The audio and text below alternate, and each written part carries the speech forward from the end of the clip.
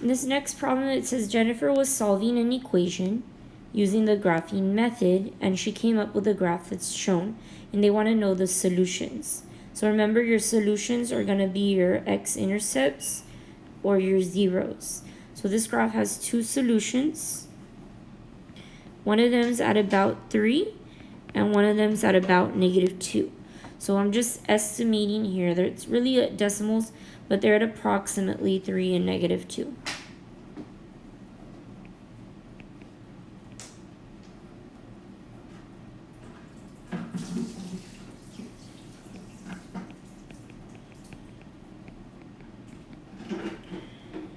Here it says Benito was solving an equation and came up with a graph shown. What are the solutions from him? Here this one has no x-intercepts, so therefore it has no real solutions.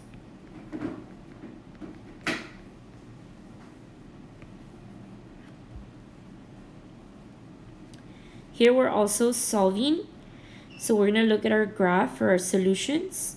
Again, your solutions are your x-intercepts. This one has 1, and that's at about 4.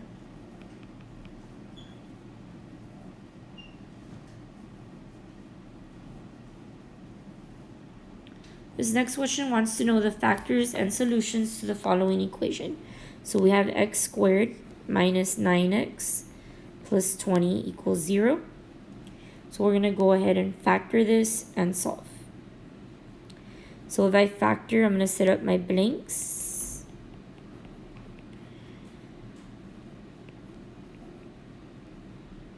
And I'm going to make a list of numbers that multiplies to 20. So 1 and 20, 2 and 10, 4 and 5. 4 and 5 will give me 9. And since I have to add them, they have to be the same sign.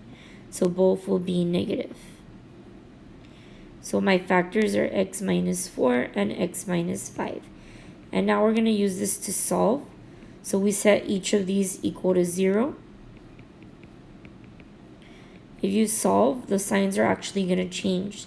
So our solutions here will be 4 and 5.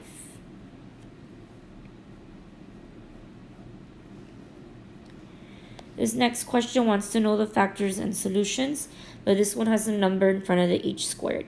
So when I set up my parentheses, I'm going to put 2h this time. I'm going to multiply 2 times 5. That gives me 10. So blank times blank equals 10.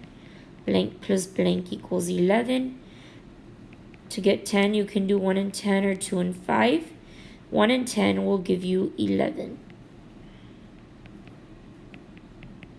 Here now I have to divide by greatest common factor. So this one will stay 2h plus 1. This next factor will change to h plus 5. Now we're not done. We need to set these equal to 0 and solve.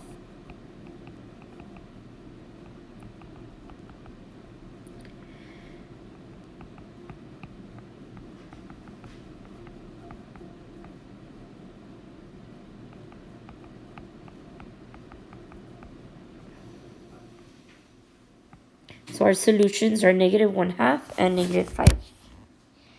This next one also wants us to solve by factoring. So I have 5x squared plus 20x equals 0.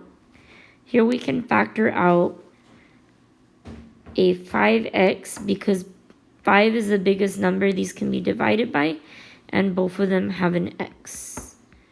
So in my parentheses, I would end up getting 5 divided by 5, which is 1. X squared divided by x is x. 20 divided by 5 is 4, and x over x cancels. So my factors here are 5x and x minus 4. I'm going to set each of those equal to 0 and solve for x. So my solutions are 0 and 4.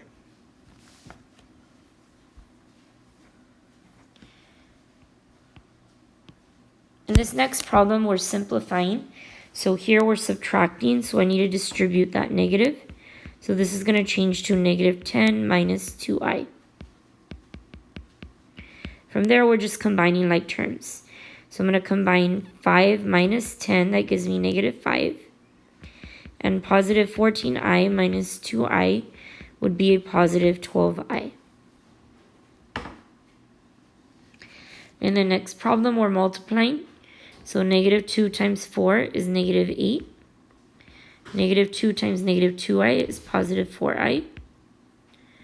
7i times 4 is 28i. And 7i times negative 2i is negative 14i squared. I'm going to start to make it smaller. So I have negative 8. 4i and 28i will be positive 32i.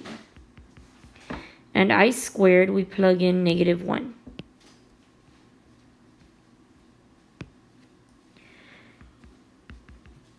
So negative 14 times negative 1 will change to a plus 14. And now I can combine negative 8 plus 14. That will give me 6 plus 32i. Problem 17, we're simplifying a power of I. So I have I to the 20th. So what I'm going to do is I'm going to divide 20 by 4. That comes out to 5. But my remainder is 0. Remember, your remainder is the important part. So instead of writing this I to the 20th, we can write it I to the 0 power. Anything to the 0 is really equal to 1. So I to the 20th simplifies to 1. Our next problem is a division problem. So remember, when you're dividing, you actually take the conjugate. So the conjugate of 1 minus 9i would be 1 plus 9i. So I'm going to multiply both the numerator and denominator by 1 plus 9i.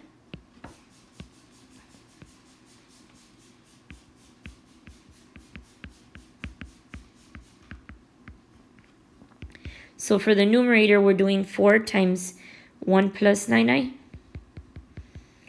And for the denominator, we're going to do 1 minus 9i times 1 plus 9i. So in the numerator, if we multiply 4 times 1 plus 9i, we end up getting 4 plus 36i. In the denominator, we can use the shortcut since they're conjugates. The a squared plus b squared. Here a is 1 and b is 9. So it's just the numbers there. You see there. So this ends up being 1 plus 81 or 82 for the denominator. Now I'm going to separate this into two fractions. So we have 4 over 82 plus 36 over 82i. And this simplifies to 2 over 41 plus 18 over 41i.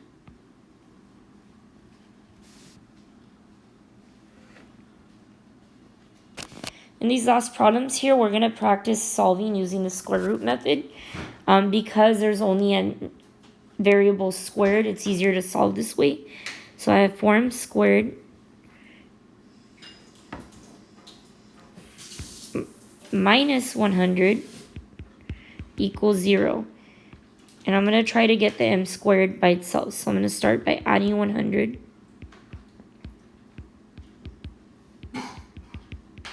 Then I could divide by 4. So I get m squared equals 25. From there, now that the m squared is by itself, I can square root both sides. So I get positive or negative. The square root of 25 is 5. So here the answer could be positive 5 or negative 5. This last problem is similar. I'm going to try to get the x squared by itself. So I get negative 36. Now I can square root both sides. The square root of negative 36 would be 6i. So remember, if you're square rooting a negative, you have to add that I in the end. So what this really means is you have two answers. X could equal 6i or x could equal negative 6i. Here m could equal 5 or m could equal negative 5.